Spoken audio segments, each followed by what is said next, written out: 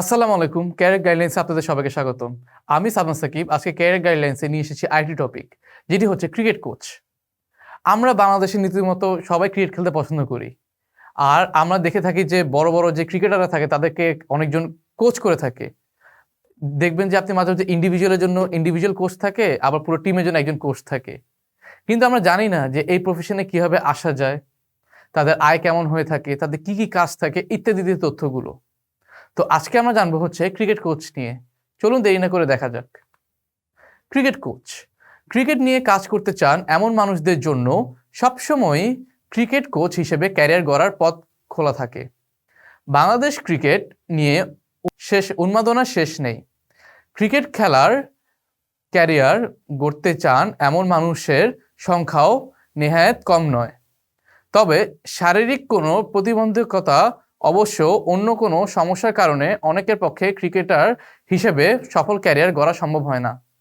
সবাই রীতিমতো ক্রিকেটার হতে চায়। বাংলাদেশে আপনি যতজন জনগণকে জিজ্ঞেস করবেন তার 4 ভাগের 1 ভাগ কম করে হলেও হতে চাবে ক্রিকেটার একজন।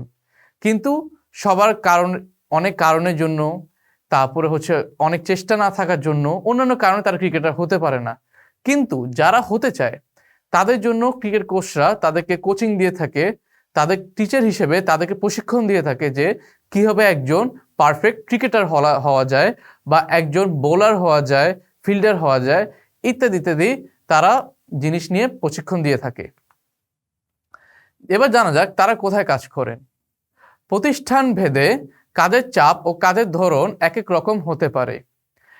এখানে প্রতিষ্ঠান ভেদ দিয়ে বোঝাচ্ছে আপনার এটি হতে পারে আপনার কোনো ফিল্ডিং নিয়ে তারা ট্রেনিং দিচ্ছে কোনো কোচ, বা ব্যাটিং নিয়ে বা বোলিং নিয়ে বা ইত্যাদি ইত্যাদি, যে ওই জায়গায় যে প্রতিষ্ঠান অনুযায়ী যে রিকোয়ারমেন্টস থাকে সেটি অনুযায়ী। তবে মূলত তাদের কাজ হয়ে থাকে বাংলাদেশ ক্রীড়া শিক্ষা প্রতিষ্ঠানে, বিকেএসপি যেটাকে আমরা জানি, এছাড়া বিভিন্ন বেসরকারি ক্রিকেট শিক্ষা প্রতিষ্ঠানে, ক্রিকেট ক্লাবে প্রাথমিক ধাপ থেকে কাজ করে এমন ক্রিকেট প্রশিক্ষণ প্রতিষ্ঠান হয় তারা প্রথমত কাজ করে থাকে আপনার বিকেএসপিতে, যেটি সরকারি একটি ক্রিকেট ইনস্টিটিউটের একাডেমি। এছাড়া এরপরে তারা কাজ করে থাকে যে কোনো বেসরকারি প্রতিষ্ঠানে ক্রিকেটের বা কোনো ক্রিকেট ক্লাবে। এর বাদে প্রথম ধাপ থেকে কাজ করে এমন ক্রিকেট প্রশিক্ষণ প্রতিষ্ঠানে তারা তারপরে কাজ করে থাকেন।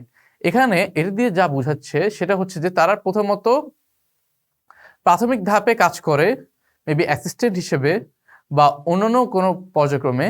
তারপরে তারা যখন অনেক অভিজ্ঞতা আর ট্রেনিং মেথড আরও জানে, যখন তারা আরও এক্সপার্ট হয়, তখন গিয়ে তারা আরও সিনিয়র লেভেলে যায়। সাধারণত বিকেএসপিতে কোচ হিসেবে কাজ করতেই বেশি আগ্রহী থাকেন এই ইন্ডাস্ট্রিতে যারা কাজ করতে চান। ন্যাশনাল যত ক্রিকেট খেলা হয়, ইন্টারন্যাশনাল যত ক্রিকেট খেলা হয়, বাংলাদেশে যে ক্রিকেট টিম ফর্ম করা হয়, সব কাজ আর ট্রেনিংই আপনার বলতে গেলে আপনার বাংলাদেশের ক্রিকেট বোর্ডে হয়, আর ট্রেনিংগুলো হয় হচ্ছে আপনার বিকেএসপিতে। সেগুলোর জন্যই সবাই যারা ক্রিকেট কোচ হতে চান তাদের মূল লক্ষ্য থাকে বিকেএসপিতে কাজ করার। তারা কাজ করলে ইন্টারন্যাশনাল প্লেয়ারদের সাথে, বাংলাদেশি প্লেয়ারদের সাথে তারা কাজ করারও সুযোগ পাবে, আর তাদের অনেক অল্প সময়ে তাদের ক্যারিয়ারও গ্রোথ হবে। এবং এবার জানা যাক তাদের ক্যারিয়ারে কি ধরনের কাজ করেন। যারা ক্রিকেট কোচের কাছে প্রশিক্ষণ নিতে আসেন তাদের অধিকাংশই একদিন জাতীয় দলে খেলার স্বপ্ন নিয়ে আসে। এটা বেসরকারি হলেও সবাই স্বপ্ন নিয়ে আসে, সরকারি হলেও সবাই স্বপ্ন নিয়ে আসে। স্বপ্নের কোনো ভেদাভেদ নেই, সবাই চায় হচ্ছে জাতীয় দলের ক্রিকেট টিমে খেলতে, তারপরে ইন্টারন্যাশনালে গিয়ে বাংলাদেশকে জয় করাতে। সেটির জন্যই যারাই আসে সবাই হচ্ছে আপনার জাতীয় দলে খেলার স্বপ্ন নিয়ে আসে। এক্ষেত্রে সবার আশা পূরণ না হলেও একজন ক্রিকেট কোচের নৈতিক দায়িত্বের মধ্যে পড়ে তার শিক্ষা দেওয়ায় যাতে কোনো ঘাটতি না থাকে। সবাই যেহেতু চায় ইন্টারন্যাশনাল বা ন্যাশনাল ক্রিকেট টিমে খেলতে, সবাই কিন্তু পারে না। কিন্তু তবুও একজন ক্রিকেট কোচের কাজ হচ্ছে যে হতে পারে আর যে হতে পারে না তাদের দুজনকেই পর্যাপ্ত প্রশিক্ষণ দেওয়া, আর যদি কোনো দিকে যদি তাদের ঘাটতি না থাকে। এর পরেরটা হচ্ছে তাদের চেষ্টা এবং তাদের ভাগ্যের উপরে। ক্রিকেট বিষয়ক বিভিন্ন ট্যাকটিক্স বা কৌশল, ফিল্ডিং সাজানো, বলের গতিবিধি বোঝা, ব্যাটিং স্টান্স, পিচ হিটিংস, বিশেষ কিছু ক্রিকেটীয় জ্ঞান শিক্ষার্থীদের জানানো একজন ক্রিকেট কোচের দায়িত্বের মধ্যে পড়ে। কিভাবে বোলিং করতে হবে, কিভাবে ফিল্ডিং করতে হবে, কিভাবে ব্যাটিং পাওয়ার প্লের সময় খেলতে হবে, কিভাবে বোলিং পাওয়ার প্লের সময় খেলতে হবে, কিভাবে ফরমেশন হবে মাঠের মধ্যে, কিভাবে আপনি সুইং বল করবেন, স্পিন বল করবেন, এছাড়াও যা যা ছোটখাটো যে তথ্যগুলো আছে, স্কিলসগুলো আছে, ট্যাকটিক্সগুলো আছে, স্ট্র্যাটেজিগুলো আছে, সবই একজন কোচ শিখিয়ে দিয়ে থাকে, আর সেগুলো তাদের দায়িত্বের মধ্যেই পড়ে। এছাড়াও টিম মেন্টালিটি এবং শিক্ষার্থীদের শারীরিক সামর্থ্যের পাশাপাশি মানসিক স্কিল বাড়ানো, টিমের সাথে কিভাবে একসাথে হয়ে কাজ করা যাবে তাদের কি শিখায়। তারপরে হচ্ছে আপনার তাদের যে ফিজিক্যাল ফিটনেস ঠিক আছে নাকি সেটাও একজন ইনস্ট্রাক্টর শিখিয়ে থাকে। এছাড়াও একজন শিক্ষার্থী যে ধরনের কাজ করতে চায় তাকে সে ব্যাপারে সম্যক ধারণা দেওয়া এবং বিভিন্ন টেকনিক শেখানো। যেমন কেউ ফাস্ট বোলার হয়, সেক্ষেত্রে একজন ক্রিকেট কোচের কাজ হবে তাকে ফাস্ট বোলিং এবং বিভিন্ন টেকনিক শেখানো। এছাড়াও এক্ষেত্রে টেকনিক বলতে বল নিয়ে কি ধরনের কারিগরি দেখানো যায় সে ব্যাপারটি কথা বলা হচ্ছে। এখানে বলা হচ্ছে আপনার প্রথমত টিম মেন্টালিটি নিয়ে, তারপরে হচ্ছে তারা যেই জিনিসে এক্সপার্টিস, কেউ আছে ব্যাটিংয়ে এক্সপার্ট, কেউ আছে বোলিংয়ে এক্সপার্ট। বোলিংয়ে হলে সে কি সুইং বলে এক্সপার্ট, স্পিন বলে এক্সপার্ট, সে কি পেস বলে এক্সপার্ট, সে কোন সেক্টরে এক্সপার্ট সেটা দেখে তাকে সেই এক্সপার্টিস সেক্টরটায় আরও অ্যাডভান্স করা। এ বাদেও সেই টেকনিকগুলো তাকে শিখিয়ে তাকে আরও এক্সপিরিয়েন্স গ্যাদার করে তাকে আরও ন্যাশনাল লেভেলে খেলার জন্য পর্যাপ্ত করা। এছাড়াও যে সকল টেকনিক বা পদ্ধতি ব্যবহার করলে সাধারণত ইনজুরি বা শারীরিক সমস্যা থেকে রক্ষা পাওয়া যায় সেগুলো জানা এবং শিক্ষা দেওয়া একজন ক্রিকেট কোচের দায়িত্বের মধ্যে পড়ে। খেলার মাঝখানে ইনজুরি হলে অনেক বড় একটা সমস্যা, আর আপনি যদি কোনো ভালো লেভেলের যদি প্লেয়ার হন তখন আরও বড় বিপদ হতে পারে। সেটির জন্যই আপনাকে একজন ক্রিকেট কোচ, যদি আপনি প্র্যাকটিস করেন বা আপনি যদি ক্রিকেট কোচ হন, আপনার আন্ডারে যে প্র্যাকটিস করবে তাকে আপনার পর্যাপ্ত সেরকম গাইডলাইন্স দেওয়া লাগবে যে সে যদি কোনো ইনজুরি সম্মুখীন না হয়, আর তার যদি সব পারফরমেন্স থেকে শুরু করে তার পশ্চার, তার খেলা স্টাইল সব যদি ঠিক থাকে। এবার জানা যাক একজন ক্রিকেট কোচ কী ধরনের যোগ্যতা থাকতে হবে তার। বাংলাদেশ ক্রিকেট বোর্ড থেকে ক্রিকেট কোচ তৈরি করার জন্য প্রশিক্ষণ দেওয়া হয়। সেক্ষেত্রে কোচিং এর লাইসেন্স বা ডিগ্রি থাকলে প্রার্থীরা অগ্রগণ্য হন।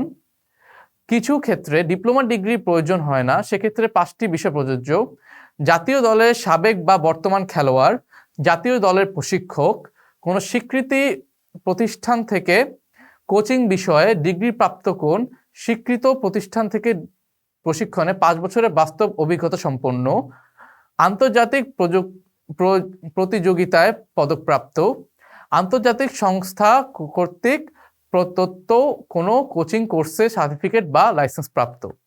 এখানে প্রথমত বাংলাদেশ ক্রিকেট বোর্ডের প্রশিক্ষণ দেওয়া হয় এটির বিষয়ে। এর আগে আপনার যদি কোনো ডিগ্রি বা ডিপ্লোমা থাকে সেগুলো আরও আপনার কাজে আসবে। কিন্তু ধরুন আপনার ডিগ্রি বা ডিপ্লোমা নেই এই কোচিংয়ের জন্য, সেটি তখন আপনার যেটি করা লাগবে, আপনার 5টি জিনিস মাথায় রাখা লাগবে। আপনি কোনো এক্স ক্রিকেট প্লেয়ার, যে আপনি অনেক বছর ধরে খেলেছেন ন্যাশনাল লেভেলে, বা আপনি কোনো আন্তর্জাতিক প্রতিযোগিতায় পদকপ্রাপ্ত, বা আপনি কোনো আন্তর্জাতিক সংস্থার আন্ডারে আপনি ট্রেনিং দিয়ে তাদের কাছ থেকে স্বীকৃতি বা সার্টিফিকেট বা লাইসেন্স আপনি পেয়েছেন। সেগুলো আপনার খেয়াল রাখা লাগবে যখন আপনি ক্রিকেট কোচ হতে যাবেন, আর এই যোগ্যতাগুলো একজন ক্রিকেট কোচের থাকা তখন জরুরি। এগুলো বাদেও ন্যূনতম যে কোনো বিষয়ে স্নাতক ডিগ্রি, সংশ্লিষ্ট বিষয় তথা ক্রিকেট কোচিংয়ে ডিপ্লোমা ডিগ্রি, বয়সসীমা সর্বোচ্চ 40 বছর। এক্ষেত্রে সাধারণত নারীদের প্রশিক্ষণের জন্য নারীদের নিয়োগ দেওয়া হয় এবং পুরুষদের প্রশিক্ষণের জন্য পুরুষ ব্যক্তি নিয়োগ দেওয়া হয়। ন্যূনতম আপনার একটি স্নাতক ডিগ্রি থাকা লাগবে, এছাড়া এই প্রফেশনে যাওয়াটা অনেক কঠিন হয়ে যাবে। যদি এটার সাথে যদি আপনার ক্রিকেটের ডিপ্লোমা ডিগ্রি থাকে তাহলে আরও ভালো। বয়স সীমার মধ্যে আপনার 40 বছর যদি পার না হয় সেটা আপনার খেয়াল করা লাগবে। আবার অন্যদিকে ছেলেদের ক্রিকেট খেলার জন্য ছেলে কোচ হয়ে থাকে, আবার মেয়ে ক্রিকেট খেলোয়াড়দের জন্য মেয়ে কোচ হয়ে থাকে।